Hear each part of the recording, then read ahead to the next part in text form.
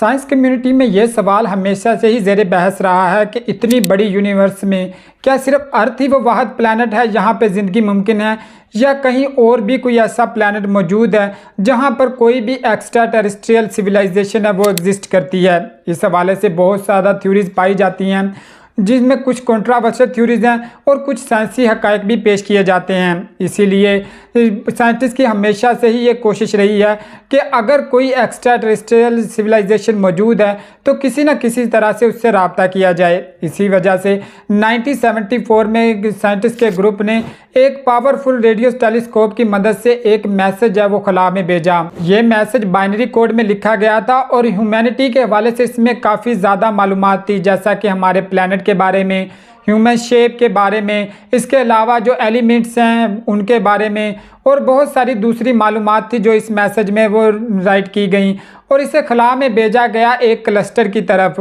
क्योंकि जिस डायरेक्शन में इस मैसेज को भेजा गया था उस डायरेक्शन में 25,000 साल तक कोई भी इसके सामने नहीं आने थे प्लैनेट वगैरह। इसी वजह से साइंटिस्ट को ये उम्मीद थी कि काफ़ी अरसे तक इसका जवाब रिप्लाई नहीं आएगा। इस मैसेज को एरिसीबो मैसेज भी कहा जाता है, लेकिन 2001 में एक क्रॉप सर्कल है वो दरियाफ्त हुआ और इस क्रॉप सर्कल में सेम वही मालूमात थी जो एरिसीबो मैसेज में दी गई थी। जैसा कि हमने ह्यूमंस की शेप के बारे में बताया तो उन्होंने उस शेप में एलियंस की शेप के बारे में बताया और साथ में उनके भी एलिमेंट और दूसरी बहुत सारी जो टेक्नोलॉजी की अचीवमेंट्स हैं उसके बारे में उस शेप में बताया गया। और इसको ख्याल किया गया कि ये 1974 के एरिसीबो मैसेज के रिप्लाई में ही था। इसी वजह से जो थ्योरी ये एग्जिस्ट करती थी कि जो क्रॉप सर्कल्स हैं वो किसी एक्स्ट्रा टेरेस्ट्रियल सिविलाइजेशन की तरफ से बनाए जाते हैं, वो और भी जोर पकड़ने लगे। रोजवेल इंसिडेंट एक ऐसा इंसिडेंट था जिसके बारे में प्रेडिक्ट किया जाता है कि ये एक ह्यूमन एयरक्राफ्ट और एक यूएफओ यानी कि अनडिफाइंड फ्लाइंग ऑब्जेक्ट, जिसे एलियंस के साथ भी एसोसिएट किया जाता है, उसके टकराव की वजह से रूनमा हुआ। लेकिन उसके नज़दीक 2004 में एक ऐसी मिस्टीरियस रॉक मिली जिसके ऊपर बनी हुई इमेज सेम उसी तरह की थी जो 2 अगस्त 1996 को इंग्लैंड में पाए जाने वाले एक क्रॉप सर्कल में थी।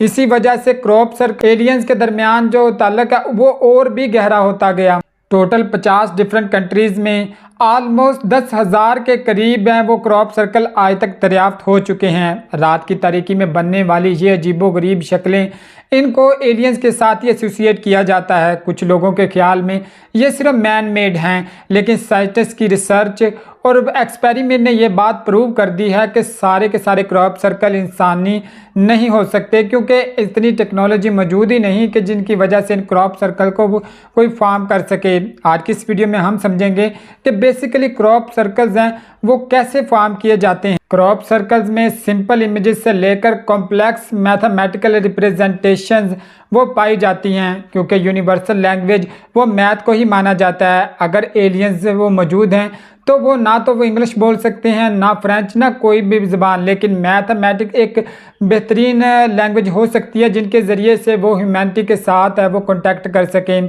इसी वजह से बहुत सारे ऐसे क्रॉप सर्कल पाए गए हैं जिनमें बहुत सारे मैथमेटिकल रिप्रेजेंटेशन देखी गई है। इन क्रॉप सर्कल्स में क्यूब्स,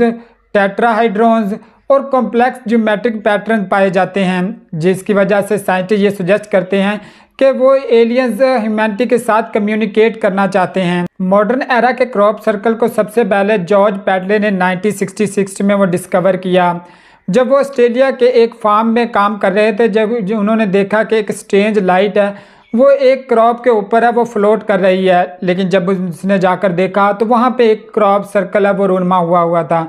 ये क्रॉप सर्कल और स्ट्रेंज लाइट का कनेक्शन बहुत ही डीप है, क्योंकि जितने भी चीज़ों में देखा गया है कि क्रॉप सर्कल की फॉर्मेशन होती है, वहाँ ये चीज़ लाजमी देखी गई है कि एक स्ट्रेंज लाइट है वो क्रॉप के ऊपर है, किसी भी फसल के ऊपर है वो फ्लोट करती है और उसके बाद ही ये क्रॉप सर्कल है वो रूनमा होते हैं। 1991 में इंग्लैंड की एक जगह जिसे मिल्क हिल कहा जाता है, वहाँ पे एक फ़ोटोग्राफर स्टीव अलेक्जेंडर फोटोग्राफी कर रहा था कि जब उसने भी इसी तरह की एक मेटालिक लाइट है वो देखी जो फ्लोट कर रही थी, जिसको उसने अपने कैमरे में भी कैप्चर किया, जो काफ़ी वायरल हुई वीडियो। उसके बाद भी जब देखा गया वहाँ पे तो वहाँ पे भी एक क्रॉप सर्कल है वो डिस्कवर हुआ। क्रॉप सर्कल की फॉर्मेशन है वो बहुत पुरानी है, 1678 में एक वुडन कट पम्फलेट है, उस पर भी इस क्रॉप सर्कल की फॉर्मेशन के हवाले से एक आर्टिकल शाया किया गया और इसे मूविंग डेवल का भी नाम दिया गया। इसके साथ ही 1686 में एक प्रोफेसर ने भी इसके बारे में लिखा, जिसने ऑर्ब लाइट यानी कि स्ट्रेंज लाइट का जिक्र भी उस अपने आर्टिकल में किया कि कैसे वो ही इन क्रॉप सर्कल की फॉर्मेशन का वो कारण बनती है। क्रॉप सर्कल की मिस्ट्री को देखते हुए 1919 में W.S. लेवनवुड को एक ग्रांट दी गई ताकि वो इस हवाले से अपनी रिसर्च करें, क्योंकि वो एक फेमस रिसर्चर थे, तो इन्हें एक स्पेशल ग्रांट दी गई ताकि वो क्रॉप सर्कल की फॉर्मेशन के हवाले से रिसर्च कर सकें। तो उन्होंने अपनी रिसर्च पेपर में ये शाया किया कि ये जो क्रॉप्स इनकी फॉर्मेशन वाले अफेक्टेड एरिया में जो क्रॉप्स होती हैं, जो बैंड होती हैं, वो आम किसी वजह से बैंड नहीं होती, बल्कि माइक्रोवेव रेडिएशंस हैं उनकी वजह से बैंड होती हैं। साथ में इसने ये भी पब्लिश किया कि ये जो अफेक्टेड एरिया है वहाँ की क्रॉप्स 5% है वो ज़्यादा ग्रो होती है as compare to non affected area, यानी जहाँ पे क्रॉप सर्कल की फॉर्मेशन नहीं होती। एक्स्ट्रा टेरेस्ट्रियल सिविलाइजेशन की पॉसिबिलिटी हमेशा से ही साइंस कम्युनिटी में ज़ेर बहस रही है और इस हवाले से ड्रैक ने एक इक्वेशन बनाई जिसमें 7 डिफरेंट वेरिएबल्स उसको यूज़ करके उसने एक ऐसी इक्वेशन बनाई जो ये ज़ाहिर करती थी कि हमारी गैलेक्सी मिल्की वे में कितनी पॉसिबिलिटी है कि इसमें एक्स्ट्रा टेरेस्ट्रियल सिविलाइजेशन है वो रहती होंगी, जिस हवाले से उसका आइडिया था कि आलमोस्ट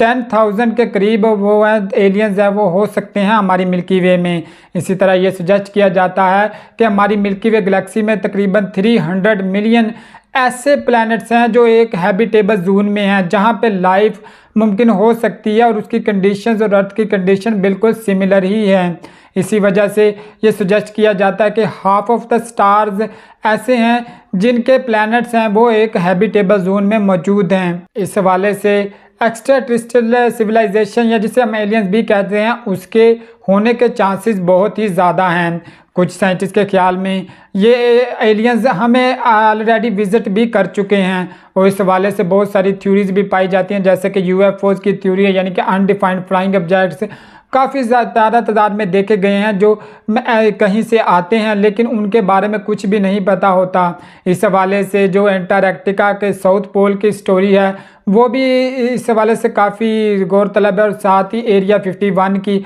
और इस तरह के बहुत सारी दूसरी थ्योरीज हैं जो ये बताती है कि एलियंस ना सिर्फ हैं बल्कि कुछ तो ये भी कहते हैं कि एलियंस इसी ज़मीन पर ही पाए जाते हैं लेकिन सिर्फ हिडन है जिसका हमें पता नहीं। और साथ में ये भी सजेस्ट किया जाता है कि एलियन सिविलाइजेशन ह्यूमैनिटी से ज़्यादा एडवांस है। इसी वजह से क्रॉप सर्कल्स के हवाले से ये प्रेडिक्ट किया जाता है कि एलियन सिविलाइजेशन इन क्रॉप सर्कल्स की मदद से हमारे साथ वो कम्युनिकेट करना चाहते हैं, क्योंकि हमने इनको अभी तक पूरे तरीके से समझा नहीं है और ये इसी वजह से भी है क्योंकि इनकी फॉर्मेशन और इनकी इमेजेस कुछ बहुत ज़्यादा कॉम्प्लेक्स हैं जिनको डिकोड करना अभी तक हमारे बस की बात नहीं है। लेकिन ये सजेस्ट किया जाता है कि एक्स्ट्रा टेरेस्ट्रियल सिविलाइजेशन इन क्रॉप सर्कल्स की वजह से हमारे साथ ही कम्युनिकेट करना चाहते हैं और इसी वजह से ये अभी तक मिस्ट्री सॉल्व नहीं हो सकी।